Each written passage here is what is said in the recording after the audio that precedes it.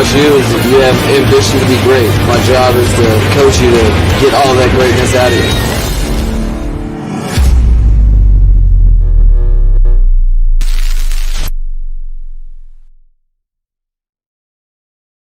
What is good, Fin Nation? What's good? It's your boy Reason, and oh boy, we are back. Welcome to my office. As you can see, the Baptist Health Training Facility is right behind me, and across the street from that is good old Hard Rock, baby. This is how we living it up from here on in. And I got another little aesthetic that's going to be added to this. I'm just finalizing the touches on it, but I ain't even done updating what you're seeing right here. So we getting it in, baby. We taking it to the next level like we always do. But as usual, what's good, Fin Nation? What's good? It's your boy Reason, and we are back here for yet another one. And man, we just doing it big over here, baby. I've been excited to bring this look to you guys for quite some time. You can see we got the two Lombardis over my right trophy. So when people come to the channel, they remember what's good over here. And if you look real up here, there's the coach, baby. There's the coach being carried off the field. You know how we do over here, baby. And I got my backpack strapped up for all the haters if they want. I just go to the backpack and I pull out a can of whoop ass and just drop it on fools. You know what it is. Anyways, I hope everybody has been honestly, I don't know if y'all like the new logo. We got the new logo. You can see it up here on the wall next to me. Man, I've just been excited to bring this to you guys and take it to the next level. And this is the start, baby. So I appreciate all y'all for being here for the journey and continuing to support the channel and continuing to support Finside the NFL. If you aren't privy to it, next week, Wednesday, I'm gonna have Omar Kelly and Nick Hicks. We pushed it back. Omar Kelly, actually, he's been recording the I Am Athlete pod all week, so he's going to be doing that this week. So he said, you know what, let's push it back to next Wednesday. So we'll come with that episode next Wednesday for you guys, and that actually gives you guys time. Listen, I'm going to post something in the community. I'm going to post something on Patreon. I'm going to give you guys the opportunity. If you guys have any questions, post them. Best ones, most interesting ones, I'll pick, and I'll relay them, and we'll ask them. You already know what time it is, man. So next week, next Wednesday, 7 p.m. Eastern, it'll be myself, Nick Hicks, Omar Kelly, and we'll go over everything. All right. So, you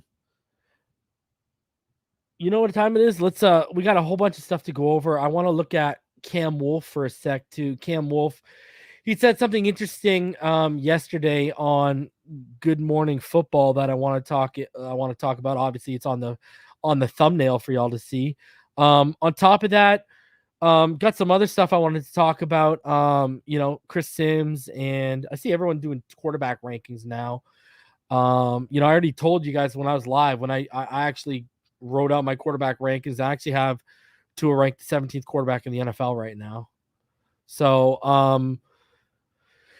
we'll talk about Chris Sims and Mike Tannenbaum. Also, Dante Collinelli, homie, friend of the channel, he dropped a really, really interesting article. And that whole article is in regards to who's going to step up and be the corner 4 for this team. So, interesting article. We'll go over that. And I got a real good stat for y'all.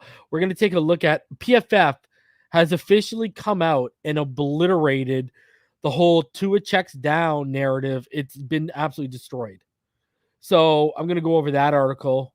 And yeah, we got a lot to go over tonight. It's been a couple days. Obviously, the reason why I didn't go live yesterday too, after we pushed everything back, is I didn't want to bait and switch people, right?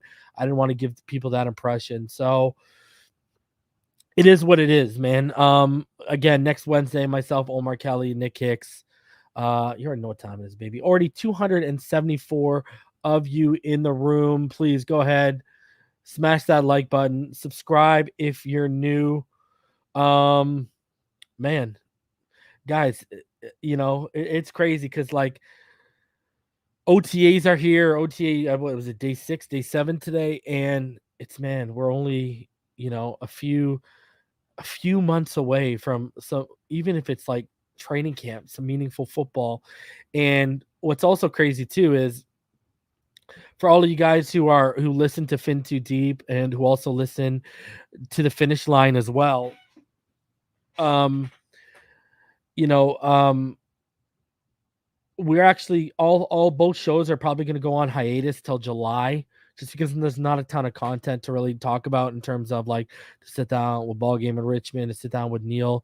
Neil actually requested it on Fin Too Deep, and I just pushed it over to Finish Line as well. I'm just going to focus up until training camp. There's videos I want to do here. I want to continue doing my prospect preview series, right?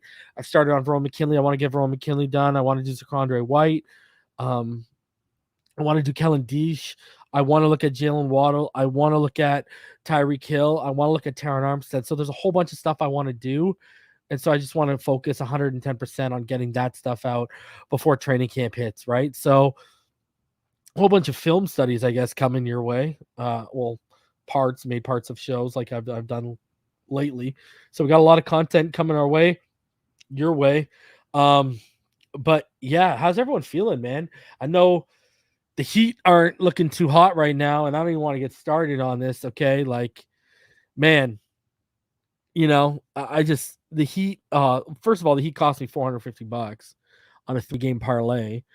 And then the day before that, I did a 5-player prop parlay, and okay, I put down like $25 and the win out was like just over $5. And I had Luka Doncic at 30 plus. He hit. It was the game before the Mavs just won. It was the last game that the Mavs lost. I had Doncic over 30. He was over 30. I had Curry over 25. He was over 25. I had Wiggins over 15. I had Dwin Whittle, whatever. I had a Dwin Whittle, right? I had him at 10 plus. I had Looney at 10 plus. Looney came up with 9 points. I missed out on 5 in 2 days. The Heat cost me $450 and Looney by 1 point. I missed out on almost $1,000 in 2 days thanks to the Heat and Looney with 1 point. 9 points and they sub him out with 7 minutes and 26 seconds left. And I'm like, okay, they'll bring him back in. 3 for 4 from free throw, 3 for 4 from the field goal range. I'm like, all right, he's good. He's going to come back in. He's going to give me 1 more point. And they don't even sub him back in. And I'm sitting there looking at this like, are we for real right now? So anyways, FanDuel is real up here because, FanDuel just got approved up here in Canada. So I'd be wilding out right now. Anyways, that's my, I'm telling you, those Heat, man, they're whew. Sorry, guys. It ain't looking good. And I saw a lot of people give him Bam a lot of hell, man. Like, Bam, the only one been showing up. I don't know what people are hating on Bam for, but all right. Anyways, enough of South Beach sports talk. Oh, by the way, the Panthers got swept. All you Panther fans real quiet right now, aren't you? Huh? Florida born, Kentucky grown. Where are you right now? I know you out there, Florida born. I know you out there. Where are the Florida Panthers at right now? Someone let me know. Hey? You're golfing with Tua. They're shooting an 18 with Tua and Nick Hicks tomorrow. That's where the Panthers are. Buddy, I'd rather go out in 7 and have an AHL goaltender and an injury to a superstar be the reason why we blew a 3-1 lead than get swept. Ouch. I told y'all we were the best. The Pittsburgh Penguins were your best chance to stop the Tampa Bay Lightning. Now they're going to roll through Carolina or the Rangers, and they're going to go right to the Cup. And we got to hope that St. Louis Colorado series has been fantastic. We got to hope the Colorado Avalanche pull it off because I ain't trying to watch the Tampa Bay Lightning win 3 in a row. Sorry. Anyways, that's enough on South Beach sports. I apologize again. A lot going on in South Beach sports right now, huh? Especially for a guy who's like only a fan of one team in South Beach. I mean, this is what happens when you watch all these sports. But anyways, how's everyone doing, man? It's Thursday. We're 1 day away from the weekend. And it's been kind of a slow, weird week for everyone. Slow, weird week. It's been weird. It's been a weird one. I can't decide what sucks more, basketball or hockey. Bro. All sports are good, except Well, curling. Take it from a Canadian. Lightning are a dynasty, agreed. There's only been 3 cap era dynasties in the NHL. The Blackhawks, the Penguins, and the Lightning. That's it. Those are your only 3 dynasties, basically. But let's be honest, dude. I got to be the one to call it. The Tampa Bay Lightning kind of cheat the cap, okay? The Tampa Bay Lightning kind of cheat the cap. They circumvent the cap. They put players on IR so they don't come back to the playoffs when people know how the NHL works. When the playoffs start, call-ups and new players and new additions, they don't count against your cap. Basically, the cap is only a regular season number in the NHL. So you could load up on a whole bunch of stars, pull them off the streets if they were all on the streets, and throw them on your team, sign them to entry-level contracts, throw them on your team, and then boom. So the Tampa Bay Lightning cheat a little bit. All right? Like last year when they had Kucherov on the IR and they made a whole bunch of moves, and if Kucherov was on the team and not on the IR, they wouldn't have been able to make those moves under the cap. So they cheat a little bit. Let's call a spade, all right? So shame on you, Canadian. It is what it is. Yeah, Mr. CHR15, look into it. It's legit. I'm telling you. The NHL is the only sport that does this, and they need to change it. Like, that would be like in the NFL, our $210 million cap only counts for the season.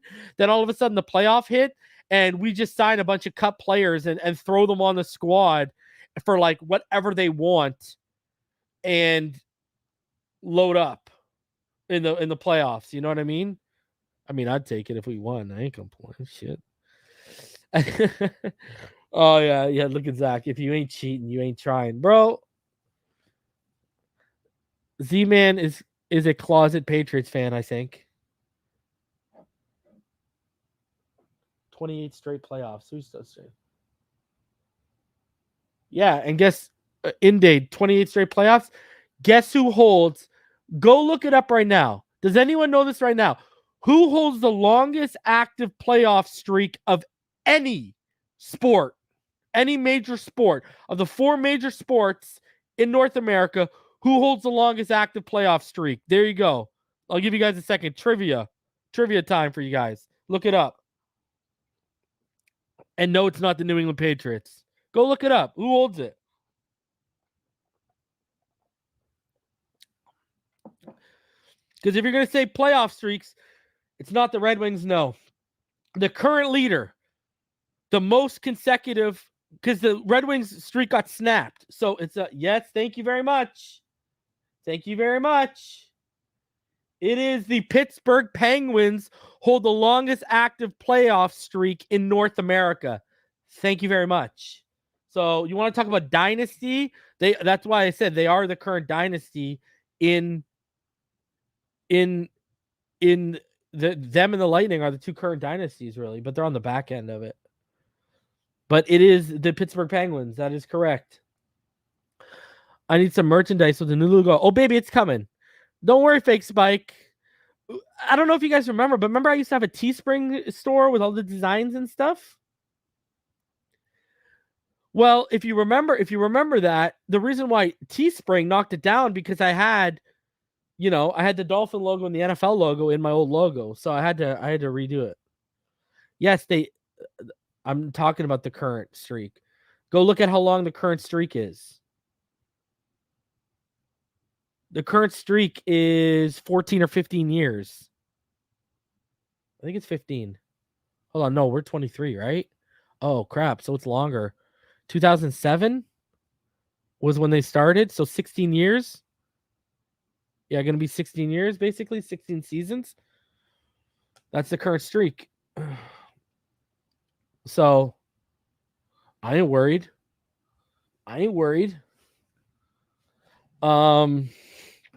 And they're doing it in the cap era. Red Wings missed the playoffs in the cap era. Bam. How do you want to go even? See, that again, let's go with the caveat. You want to go talk about their 28 seasons? Okay. Let's talk about the 28 seasons. Did you not know that before 2005, there was no salary cap in the NHL?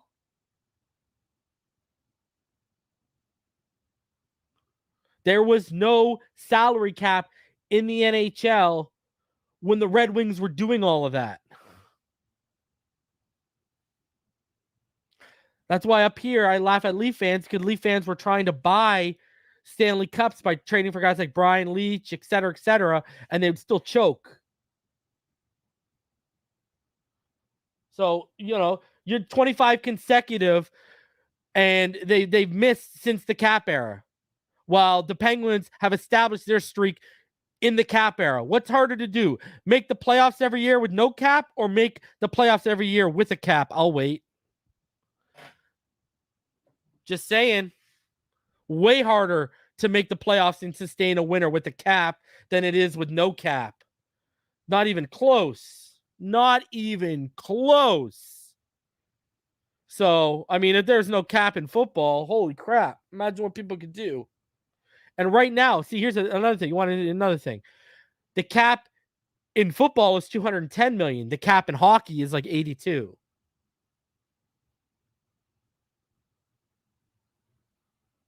That's not a discussion of semantics.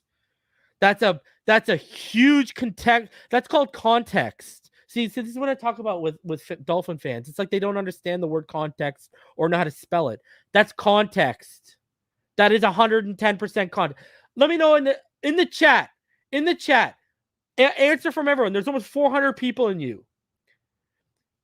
Is comparing a playoff streak with no cap to a playoff streak that's currently the longest in North America that was sustained with the cap. Is that semantics or is that context? Because that's context, man. Like that's 110% context. Like, I mean, I don't know what to say, bro. Like, that's a big, you want to call that a caveat?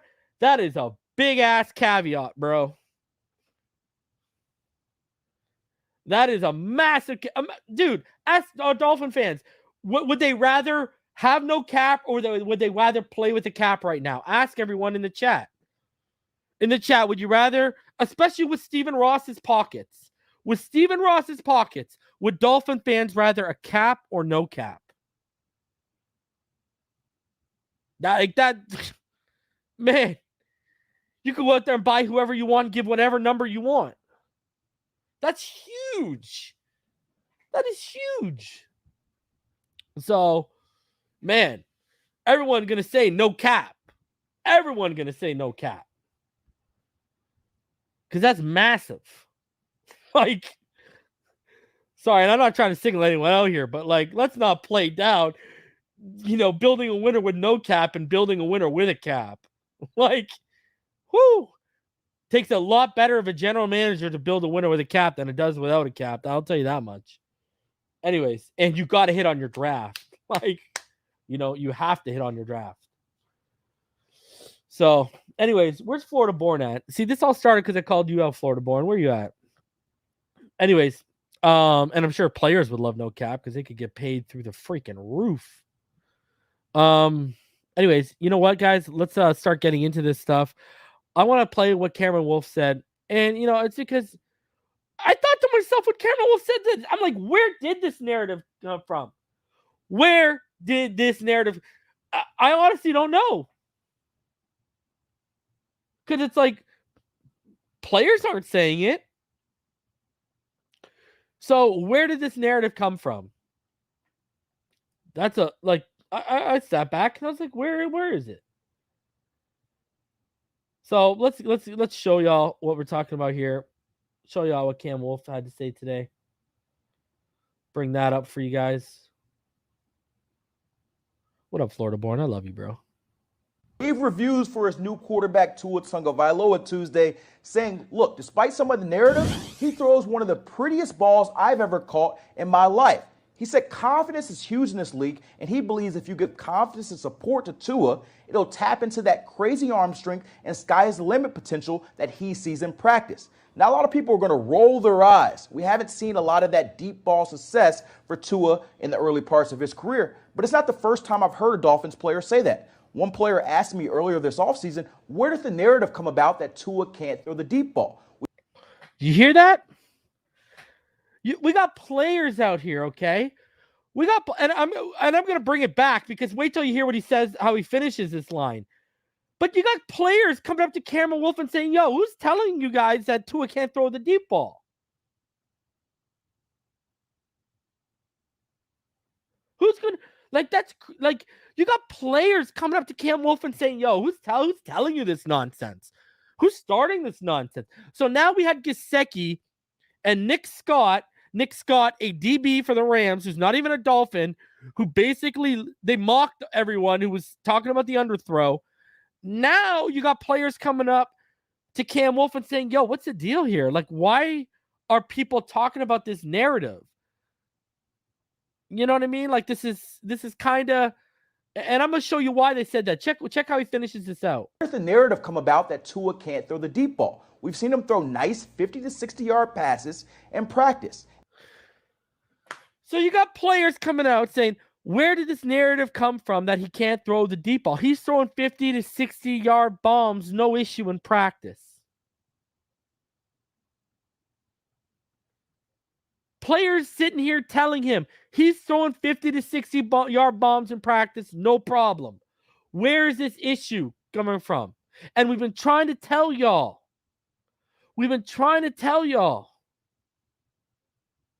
It's been a product of his environment, product of the protection, product of the personnel around him. Like, you look at that corner throw against the Ravens, that corner route throw he made to Waddle over top of the corner underneath the safety. He would have never made that in year one, but he made it. It was like 30 yards downfield. It was a big boy throw. It was a big boy throw. Outside the numbers, big boy throw. But to see, we noticed on tape he would look it off a little bit, right? Like you would see the guy deep downfield, and sometimes he would see it, and sometimes he'd look it off. And I don't know where this tentativeness came from because it didn't exist in Alabama. And I've talked about this before. You know, when you're worried about making mistakes, when you're worried about letting people down, when you're worried that at any minute the hook could come and you could lose your job, you're not going to take those big risks because they could go either way for you. I mean, and we heard Jalen Phillips talk about how the coaching staff had him so down he had to get a confidence coach. And it wasn't until he started making plays on the field that he felt like, you know, some of his teammates and the coaching staff believed in him. And it's the same thing. I don't want to make a mistake because if I make a mistake, I'm going to go out off the sideline and I'm going to have to deal with it. See, here's the thing. When you're a young quarterback, especially in year one and year two, make the mistakes. It's by year three, we want that stuff cleaned up. That's why I've always said you give quarterbacks 3 years, any position 3 years. We want that stuff cleaned up. Right? First 2 years, you can get away with the mistakes because you're still learning the game. It's all about reps. And he still only played, 22 games? Because he's, 14-8? Nick Saban had to beg Tua not to always look for the big play. That's what I'm saying, Melvin. Remember, you used to give him crap. So something ain't computing here. Something ain't been processing. He just doesn't all of a sudden wake up and forget how to do things that made him the guy he was that came out. And the hip has been a big factor, and the environment has been a huge factor as well. Both of them have been huge factors. And now the hips, right? The footwork's gotten better this offseason. They worked on it. Because footwork was one of his biggest things coming to the NFL. And even that suffered since he's been at the pro level. Even that's taken a hit. See, here's the thing. What people don't realize is for people that really evaluated Tua's underperformed in areas with stuff that should automatically translate to the next level, i.e. the footwork I just mentioned. I mean, we've seen his pocket presence and awareness and feel for the pocket. We've seen that translate. We've seen his eye manipulation translate. We've seen his accuracy and his touch translate, but not to a 100% consistent level. You know what I mean? We've seen it translate, but not at the consistency we want it to translate to. Do you understand what I'm saying? That's why you see he can make the throws to Waddle in triangle coverage, bracketed coverage, box coverage. He could do all that stuff because he could pinhole it. You'd see how many times did we yell out that keyhole accuracy? We mentioned it multiple times this year when we broke down the film. The thing is, we didn't see keyhole accuracy on every single freaking play. You know what I mean? And we need to see it consistently on almost every single freaking play. You know what I mean? So, and it's there. It's not like it's not there. It's there. And with the footwork, the touch is going to get better. Remember, people got to remember. They got to listen. You know, Nick Hicks and Perform were told he needed to bulk up, right? He needed to bulk up heading into last season. Well, when he bulked up, it affected his touch a little bit. That's why this season he's been about footwork and leaning down. So he's got that touch back, right? But let's bring it back one more time. This is what Cam Wolfe said. Again, you got players asking where these narratives are coming from. Dolphins players say that. One player asked me earlier this offseason, where did the narrative come about that Tua can't throw the deep ball? We've seen him throw nice 50 to 60-yard passes in practice, and we believe with a different scheme and improved O-line, he can do that in the game. And so that takes me back to Hill. Watching Dolphins OTAs, his speed is different, the most dynamic player on the field. And so Tua now has the weapons, and come September, he can prove Hill's comments prophetic with his play. Man, I mean, it is up to Tua. And by the way, there were some highlights that came out today. And the highlight I'm not going to show you, I'm not going to show any of them, but there was a Tua to Preston highlight, and they had a really bad angle. 60-yard passes. It's this throw. This throw was the one that they showed on the Dolphins today. A way better angle. I don't know why they didn't bring that one out today on Twitter, but that throw you just saw there, that was the one that was on Twitter and their social media today. Way better angle. I don't know why they didn't show you guys that one. Anyways, you got Cam Wolfe basically sitting here, you know, admitting players are coming up to him and asking him, where is this narrative coming from? Who's saying this nonsense? He's throwing nice, and he even used the word nice 50 to 60-yard balls in practice. So, like, what's the issue here? You know what I mean? People need to, you know, this is why people need to stop jumping to these conclusions off freaking highlight clips when they're, that's why I tell you, take notice, don't put stock in these clips right now. Because look how foolish. Okay, you've had the underthrow people called out by Mike Gesicki and Nick Scott. Now you've had Cameron Wolfe basically come out and say, who are these people that say Tua can't throw deep? And these people are all over Facebook, you know, Twitter, and YouTube. So they got players calling you guys out indirectly that are saying this nonsense. Like, when are people gonna shut their lips and use their ears and listen to what the people who play this game have to say? Because here's one thing. You'll hear me disagree with people, but you'll never hear me sitting out here acting like I know more than these guys who have played the game at that high level. Ever. And that's why I didn't lose sleep over my evaluation of Tua last year when my evaluation was what Peyton Manning was saying before Peyton Manning came out and made a video and said it. My evaluation of Tua was what Kurt Warner was saying before Kurt Warner came out and made a video. So when my evaluation was backed up literally verbatim by those two guys, do you think I slept well at night?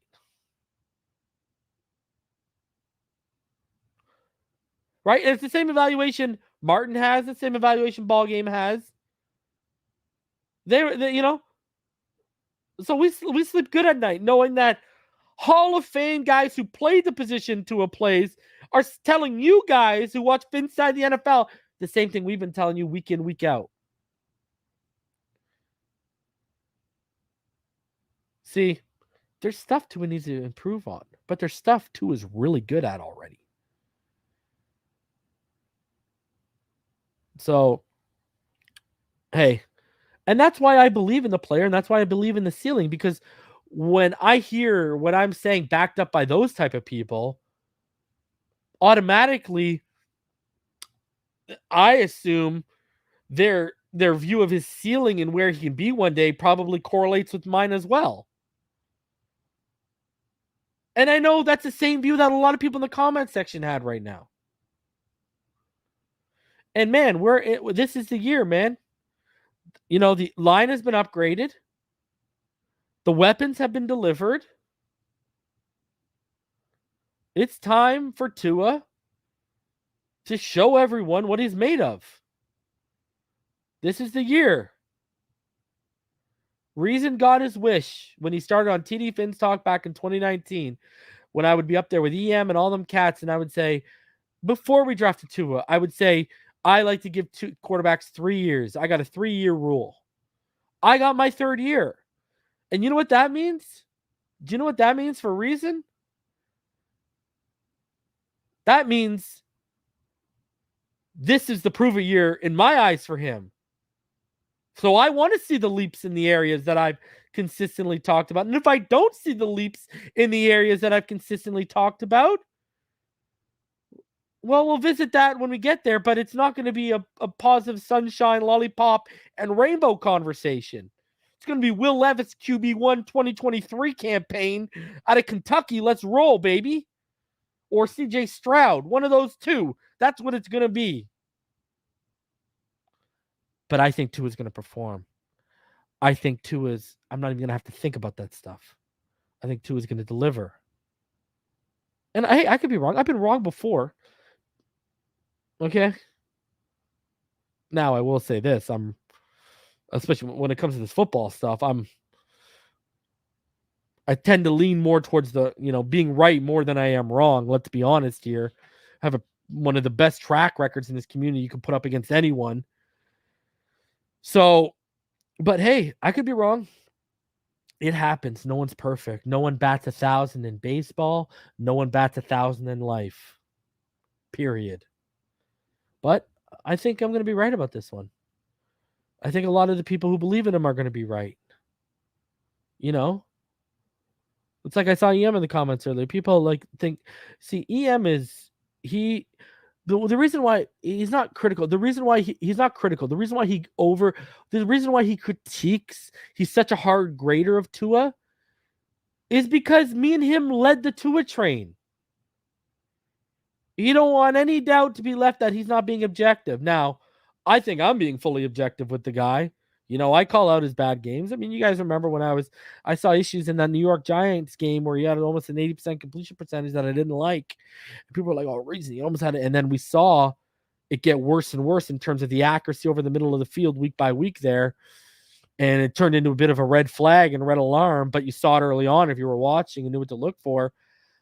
And, so the thing is, be objective, right? It's the same thing as why I showed you guys the underthrow and why I'll still show you guys the throws in stride. I'll show you guys the good and the bad. I got nothing to run for, nothing to hide from. And I think this kid's going to produce this year, and I'm excited to see it in action. And I'm excited for this team. I'm hyped. I don't know if I've ever been this hyped for a Dolphins team in a very long time. Like, this just reeks of specialness right now. And, hopefully they make a deep run next year, and next year is the bowl run. Because I think it's coming, man. If Tua gives us the top 12 play, it's coming. And don't argue me semantics over top 10 and top 12. It's two different spots. If you want top 10 and I want top 12, we're literally 2 spots off of each other. And do you know what the difference between number 10 and number 12 is? Like hair. We're splitting hairs. We're not talking about there's a big leap from 10 to 12. All right? And people also got to remember, when I say top 12, just like when you say top 10, that encompasses 1, 2, 3, 4, 5, 6, 7, 8, 9, 10, 11. That doesn't just mean 12. Okay? Apparently I got to straighten that out for people. But you know, people need to relax and stop splitting hairs here. The guy gives us top 12 play at that position. And remember, if this guy gives us top 12 play, I got him at 17. I'm going to tell you guys my rankings right now. Okay. I had this conversation with EM and Martin a couple days ago.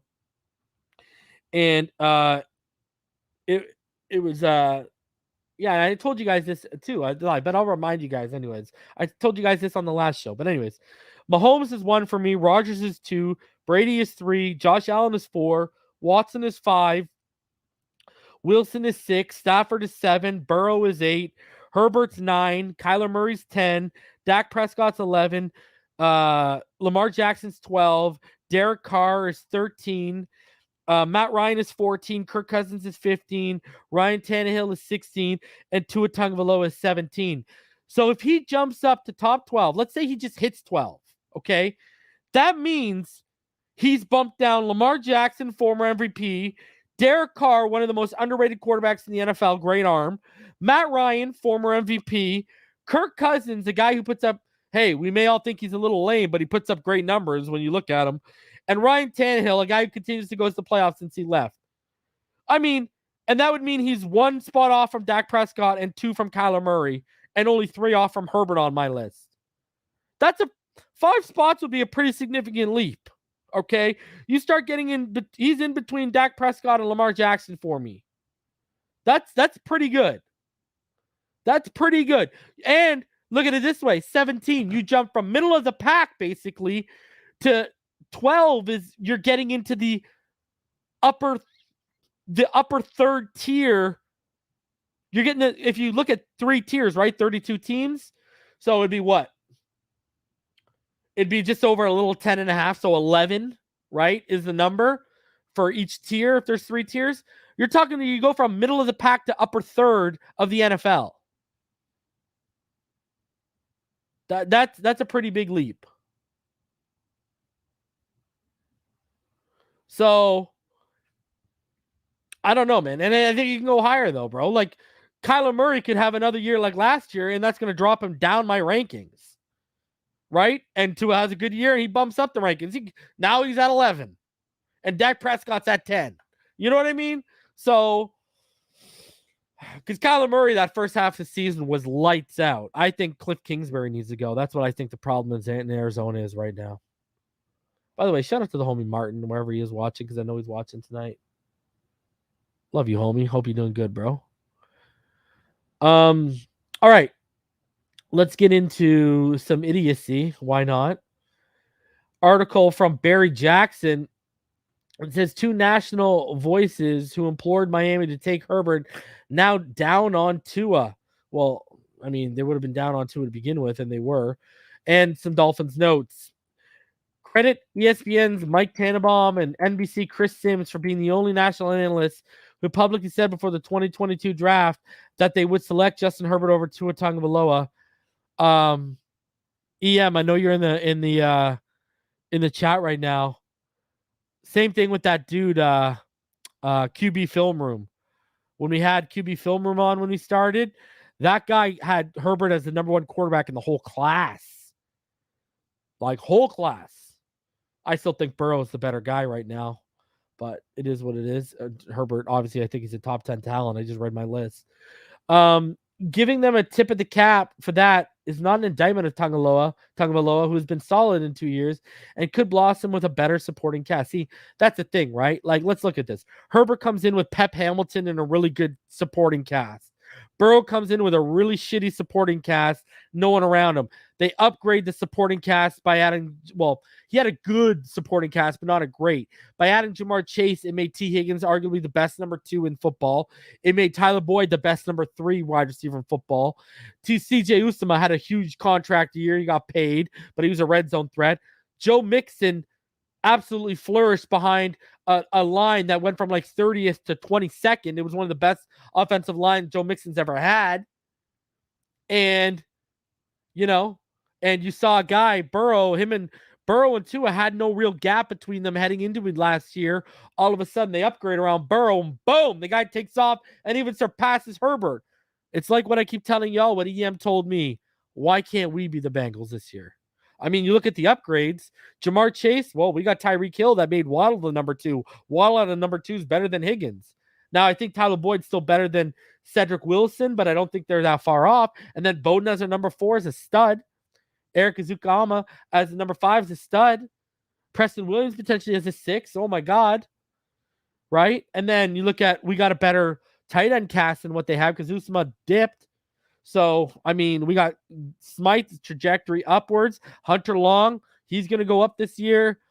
Gesicki going to Gesicki.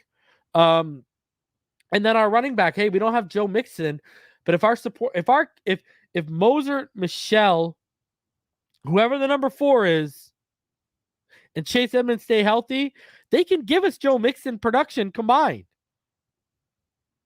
All right. Chase Edmonds can turn a 2-yard dump off into 12, 14 yards. So they can give us a bunch of stuff combined as a committee. So you look at this, you look at how we've upgraded, Taron Armstead. They added Riley Reef last year. That's created, obviously, right? They drafted Jackson Carman. We brought in Connor Williams, right?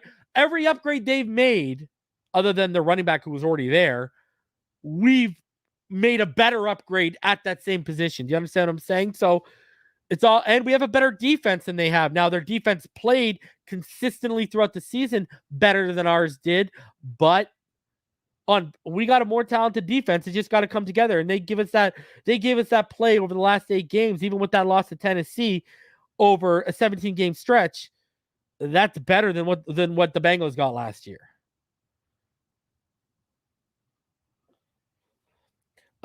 Based on Herbert's fabulous first 2 seasons, 69 touchdowns, 25 interceptions, almost 10,000 yards, any general manager would choose Herbert over Tagovailoa if starting a team. So why bring this up now? It's interesting that those two, the only two to implore Miami to pick Herbert, now seemingly expect less of Tagovailoa than virtually any other prominent national commentators. Sims in the midst of rolling out his annual top 40 quarterback rankings this week, and Tagovailoa is 29th, which seems way too low considering he was 18th in QBR last season. Most surprising are the names Sims ranks ahead of Tagovailoa. His quarterbacks 21 to 28 are Daniel Jones, Zach Wilson, Justin Fields, Trevor Lawrence, Jalen Hurts, Jameis Winston, Mitch Trubisky, and Marcus Mariota. Let's run through the list. Daniel Jones, the same Daniel Jones that's had how much talent roll through the offensive side of the football over there, and we're into year 4 and they still don't know if he's the guy? Stop. Zach Wilson, who had what, a worse rookie season than what Tua had on a 60% hip? That's Zach Wilson, Chris Sims? The only good thing about Zach Wilson and the Jets is his mother. Justin Fields, number 3. Are we seriously having this conversation with Justin Fields being better than Tua Tagovailoa? In what world did he even show a flash that he was better than Tua last year? Trevor Lawrence. You mean Trevor Lawrence, the guy who, I don't know, only looked like a scratch number 1 overall pick, who only looked like a first-round pick against us, and when Darrell Bevell took over as the head coach, that Trevor Lawrence, who had a worse rookie season than Tua's rookie season on a 60% hip? Jalen Hurts. Jalen Hurts has a better supporting cast, A. All right, let's call it spade a spade.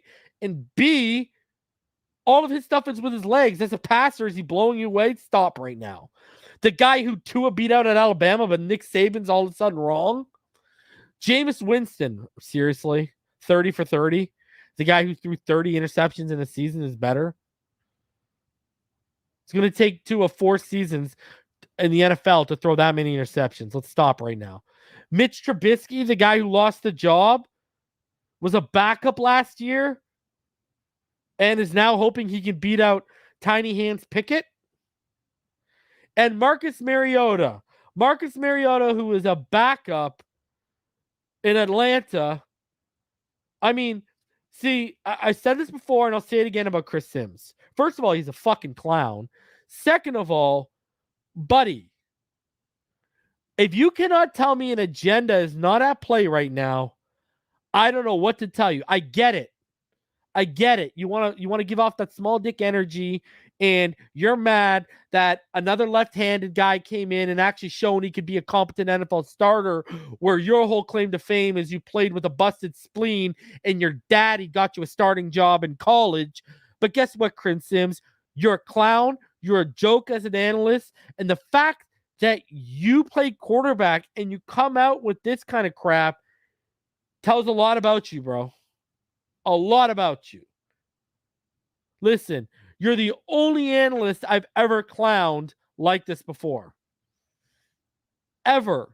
And it's because it's so obvious that an agenda is played. Hell, a month and a half ago, you were telling everyone on your little YouTube channel with Florio that, everyone's overreacting if Tua can hit Tyreek deep. You were sticking up for Tua. Now is your why would you stick up for the 29th ranked quarterback in the NFL? Explain that to me. Unbelievable. Tagovailoa was clearly better than Wilson, Fields, and Lawrence last season. Mariota was a backup, now transitioned to a starting role with Atlanta. Sims ranks Jared Goff, Trey Lance, Sam Darnold, Geno Smith, and Tyler Huntley directly after Tagovailoa. Sims has a new Dolphins quarterback, Teddy Bridgewater, 38th. Buddy, Teddy Bridgewater, Teddy Bridgewater is better than Marcus Mariota. Like, what are we talking about right now? If you really want me to go even further, Teddy Bridgewater has proven more at the NFL level with Daniel Jones, Zach Wilson, Justin Fields, Trevor Lawrence, Jalen Hurts. He looked better with the Saints than Jameis Winston did when Breeze got hurt. He's been better than Mitch Trubisky, and he's been better than Marcus Mariota. Both of our quarterbacks are better than all those guys you put in front of Tua. So now I'm not even just sticking up for Tua. I'll stick up for Teddy Two Gloves here too. What are we talking about right now?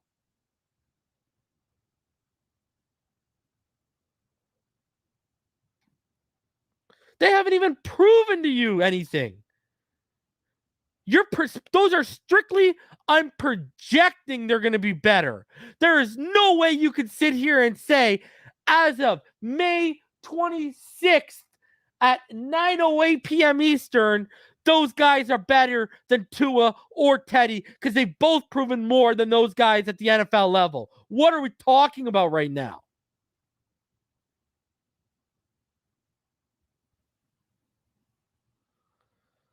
Like, stop right now, man. Ridiculous.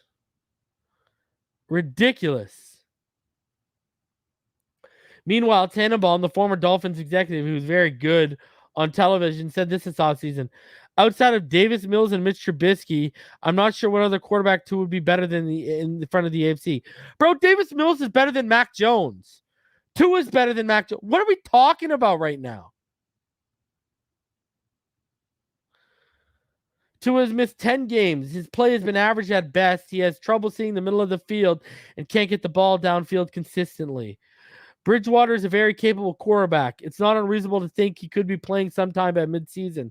Sooner than later, if Tua hits any bump in the road, given everything he has to work with. My concern with Tua is he was 23rd in the NFL last season in yards per pass attempt. He struggles to get the ball down the field consistently. Did you see Jacoby Brissett? Jacoby Brissett, a guy who had been a starter for multiple years in the NFL, his yards per attempt was worse than Tua, especially with Jalen Waddle. It was the offense. Tannenbaum and Sims were right about predicting big things for Herbert. If they're right about Tua, then Miami will be searching for a new quarterback next offseason. They're going to be wrong. Watch. Considerably more optimistic about Tagovailoa is ESPN's Marcus Spears, who took note of Tyreek's effusive praise this week. Players are the most honest when they're around you, Spears said. Players aren't going to have glowing remarks when you're out there sucking. Now they're not going to talk about you bad. I have all the confidence in the world that the Dolphins have surrounded Tua with everything he needs to have success, including a left tackle who they gave $80 million. I look forward to seeing him have success. Thank you, Marcus Spears. Gotta love some logic coming into here. Because here's my thing. You know, when you look at that ranking with Sims and when you look at, because I think it was like, what was he, like 38th or 36th last year for Sims? So Sims has already admitted he was wrong this year. You know, when you look at those guys, clearly there's agendas at play. A, B, and look, I didn't even rip Tannenbaum like I ripped Sims, because Sims is just such an agenda, and I know it comes from a jealous place.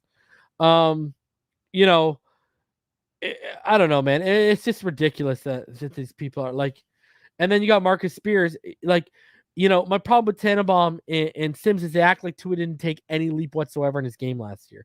People who act like he took no leap whatsoever are they don't know football. According to overthecap.com, Dolphins running back Sony Michel's deal has $500,000 in guaranteed money, including a $350,000 signing bonus. His deal is 1 year and $1.75 million. Very friendly deal. Christian Wilkins on where his career stands after a season in which he tied Cameron Hayward for most tackles by an NFL defensive lineman. I felt like I definitely improved last season, but there's still so much. I'm not even scratching the surface of where I think I can be. I try to make it a conscious effort each and every day to come in and get better at something.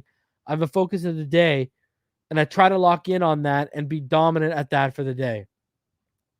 Dolphins cornerback Nick Needham on how first-year coach Mike McDaniel is handling his team.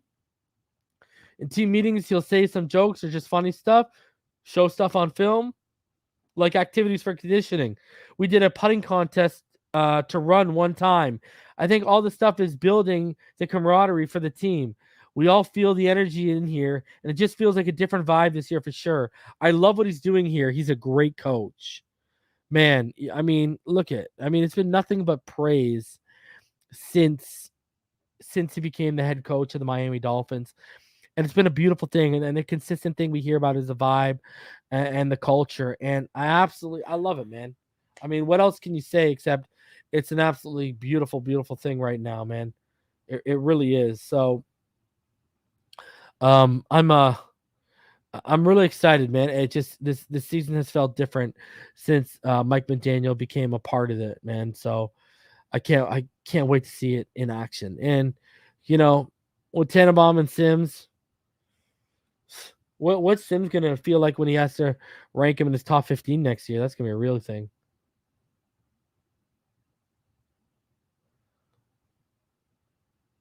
All right, news for you guys. The Miami Dolphins today announced that they have signed third-round pick linebacker Channing Tindall. He was selected in the third round by Miami in the 2022 NFL Draft out of Georgia. So Channing Tindall done, official. Love to see it, baby. Get him on the field, get him working.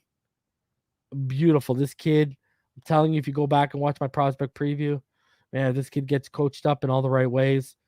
Do we ever have something here? So I can't wait to see him and Eric Azukama on in action this year. All right, here's a great article from Dante Collinelli, and it poses a really good question. And I know EM's in here, and I know he loves his cornerbacks. Who will step up as the fourth Dolphins cornerback? The top of the Miami Dolphins cornerback depth chart is one of arguably the strongest groups on Miami's roster. It's led by Xavier Howard, Byron Jones, and Nick Needham, who all have proven themselves as at least quality NFL starters, with Howard becoming a star. However, Miami's depth chart at cornerback position is a question mark. The rest of the depth chart is filled with mostly unproven young players and veterans who have bounced around the NFL for the last couple years. We've decided to deep dive into some players who potentially could fill Miami's fourth cornerback spot this season.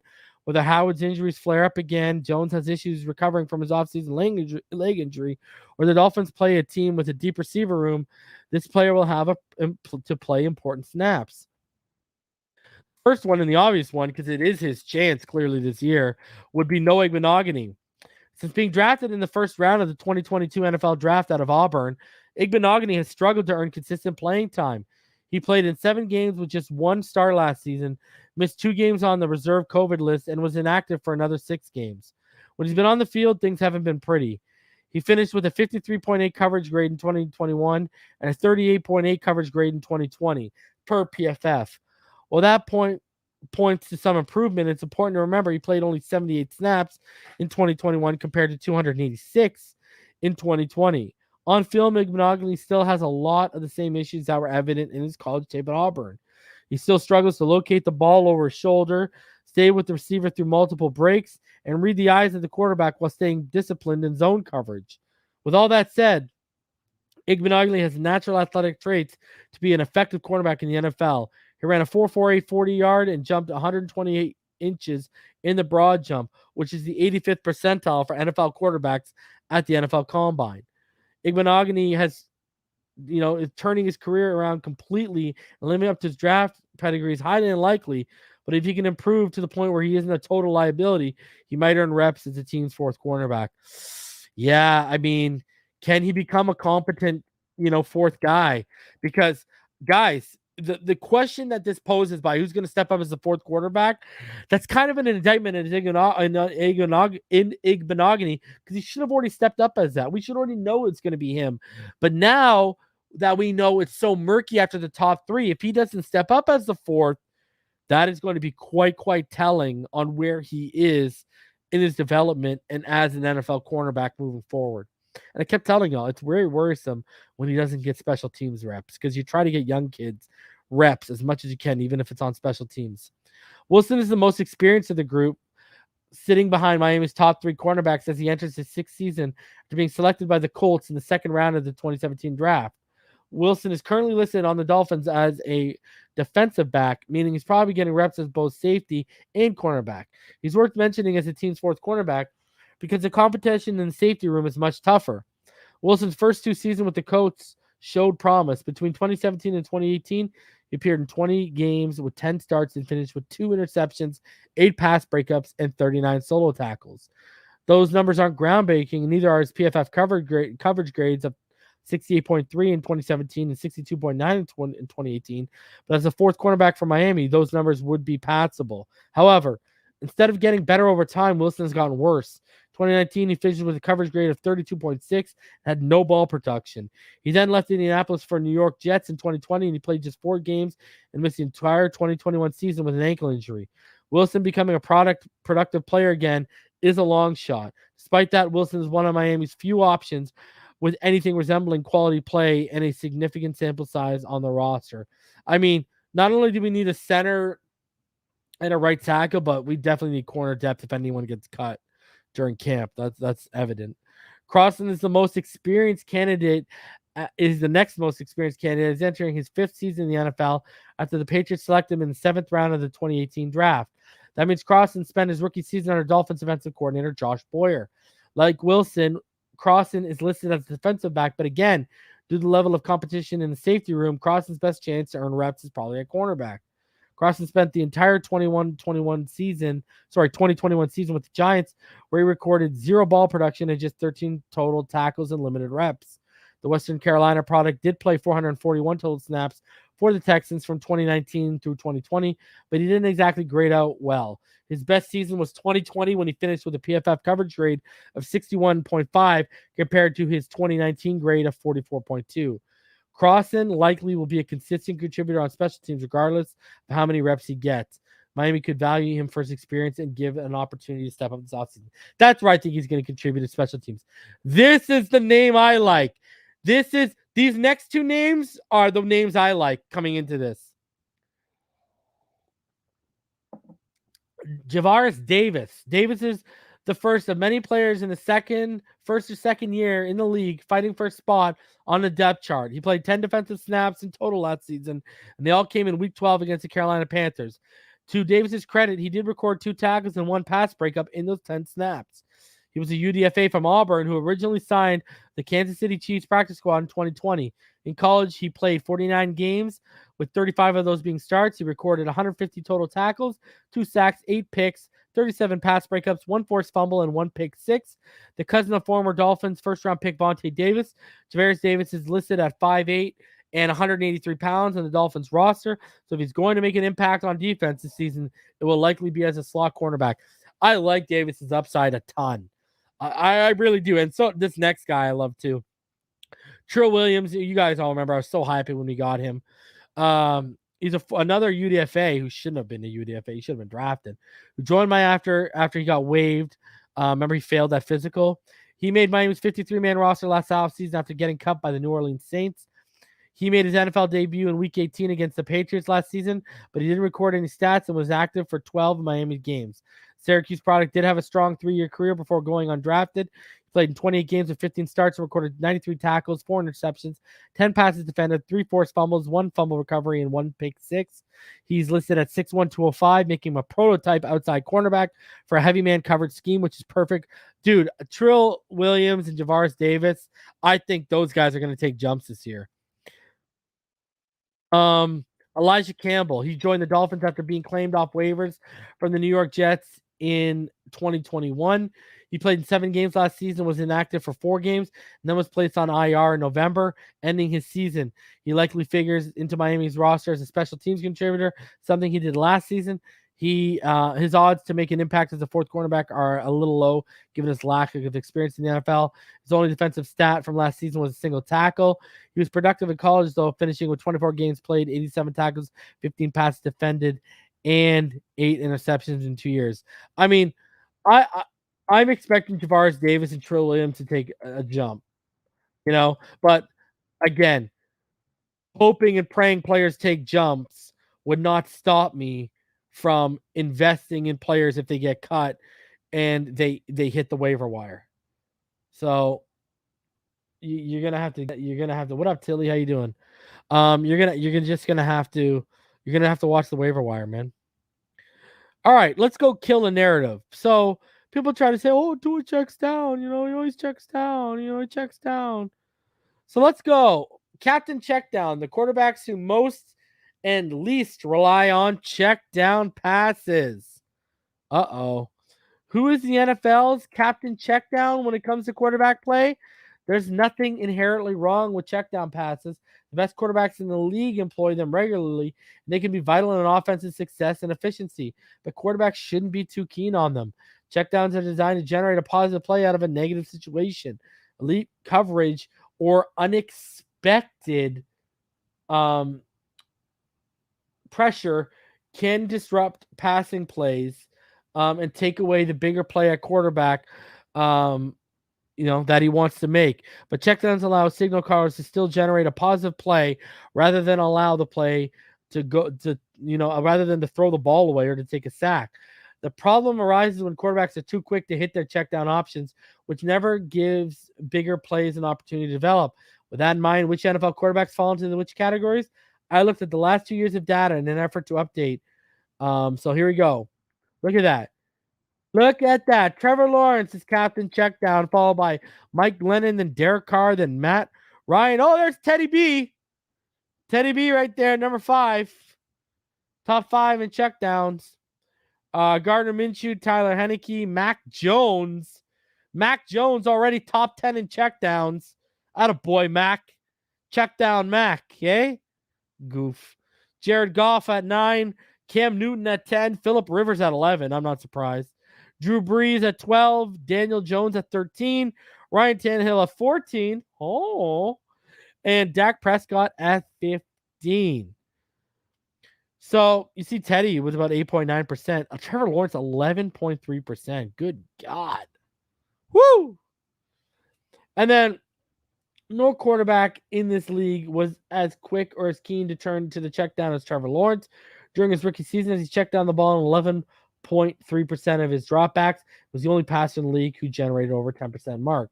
Lawrence's situation in Jacksonville was ugly as he was working under a head coach with a toxic environment and had little in the way of receivers to help elevate his play. Sounds familiar. Did they say Trevor Lawrence or Tua Tagovailoa? Those receivers were working with a scheme that wasn't helping them get open. Oh, are we still talking about Tua or is this Trevor? While the offensive line ranked as a below average unit. I got same question I got. A lot of factors beyond Lawrence went into the number, but it still illustrates some of the issues he had as a rookie. Derek Carr has remarkably maintained his number 3 ranking from 2 years ago. So 2 years in a row, Derek Carr has been the number 3 quarterback at checking down the NFL. Carr has always been quick to take checkdowns, but he has rediscovered his aggressiveness with the deep ball, at least as long as he has a receiver that can win downfield. Well, he's got that now with Devontae Adams. One other aspect of his play that has changed is how quick he throws a check down. Carr once averaged 2.6 seconds to throw on check downs, but over the last 2 seasons, that number has jumped to 2.98 seconds, which means he's had much more time, than league average. And that also tells you he's going through his progressions. Matt Ryan's decline also shows up on his check down statistics. The decline in his receiving corps is a doubtless a factor, but Ryan has also become a more conservative quarterback as he has aged. Mac Jones was another young passer who showed up on the list, which further highlights the kind of subtle improvement he needs to make in year 2 and beyond. Jones can run an NFL offense and deliver the football accurately at an extremely high level, but his ceiling as a player will be determined by whether he can turn his checkdowns into explosive results. All right, who's ready for the good part of the list? Raise your hand. Lowest checkdown rate. Would you look at that? Number 2 in the NFL, Tua. Let's go. Shout out Jalen Hurts. Got to give him props for that. Josh Allen, number 5. He checks down less than Josh Allen, Baker Mayfield, Patrick Mahomes. Woo! Then Ryan Fitzpatrick checks down less than Joe Burrow. Damn. And this obviously has to tell us that Herbert is somewhere in the middle here. Herbert is, because these are, so Herbert's got to be like, 16 or 17th in terms of low checkdown rate. Yeah, Herbert's got to be pretty low. He's got to be, Herbert's probably around like 6% something, for anyone wondering. 2 years ago, Josh Allen was off the charts in terms of how infrequently he threw checkdown passes, as Allen attempted a checkdown on just 2.3% of his dropbacks, a full percentage point lower than any other passer. Fast forward through his best 2 years in the league, we find a player who still ranks inside the lowest 10 checkdown rates. However, he throws a checkdown at double the rate that he did 2 years ago. Allen is still a very aggressive passer, but he has a better understanding of when to take a positive play rather than always waiting for the hero result. Allen's position in the table is now occupied by Jalen Hurts, who has attempted a check down on just 3.3% of his pass attempts over the last 2 seasons. Hurts has the lowest check down rate of any quarterback by distance. Therefore, similar to Allen, this could be another area where he can improve. Interestingly, Tua Tagovailoa, who has a relatively weak NFL arm, is what they're saying, and whose average depth of target ranks amongst the lowest in the NFL, does not throw a lot of checkdowns. See, when you can't correlate the depth of target to the checkdowns, that tells you it's the play design. That tells you it's the design and the scheme of the offense. That's what the average depth of target tells you. Anyways, that's what the average depth of target tells you, right? Right? If he was one of the highest checkdowns, then that would tell you. But that would tell you, okay, he's not pushing the ball. But this tells you the scheme wasn't operated for a lot of stuff 20 plus yards beyond. When Tagovailoa throws short, it's a design part of the passing game or tendency to err on the side of caution within the play concept. But he doesn't typically dump it off to his check down option at the frequency you might be led to believe. Similarly, Ben Roethlisberger. Even though his average time to throw and average depth of target drastically changed as he reached the end of his career, he didn't attempt checkdowns very often. Of course, third down changes a lot. Quarterbacks can live to fight another day on first and second down, but third down is closer to do or die situation, as there are significantly bigger consequences. How much does that change these lists? So it changes the list where Teddy Bridgewater was the number 2 highest check down quarterback in the NFL over the last 2 years. He checks down on 12.4% of third down plays. Mason Rudolph, 18.8%. Jeez. Justin Fields, 9.5%, but Chris Sims will try to tell you he's better. Dak moves up to the top 10. Look at Deshaun Watson. Deshaun Watson has a Deshaun Watson has he's top 10 in checkdowns on third down. Trevor Lawrence bumped down to 11. He fell from 1 to 11. So there you go. It shows he was trying to make a play. Davis Mills, 14th overall. That's interesting. Why did the Steelers believe that Mason Rudolph could be the guy in the post-Roethlisberger landscape? Well, in part because of stats like this. Rudolph checked the ball down on third down almost 20% of the time, the most in the league by a significant. That's why they did not believe. Yep. So you see Lawrence, in the leader and overall check down rate was a little better when the stakes were raised on third down, which shows he was pushing the ball when he needed to. Dak and Watson are two curious names to find on the list. Both are seen as elite level quarterbacks at their best. Watson's data set comes from his career year in 2020 when he became one of the rare quarterbacks playing truly elite football for a very bad team that didn't win a lot of games. And then Teddy Bridgewater again shows up with one of the highest checkdown rates, so he truly may be the league's Captain Checkdown. Oh no! They named Teddy Captain Checkdown. Oh.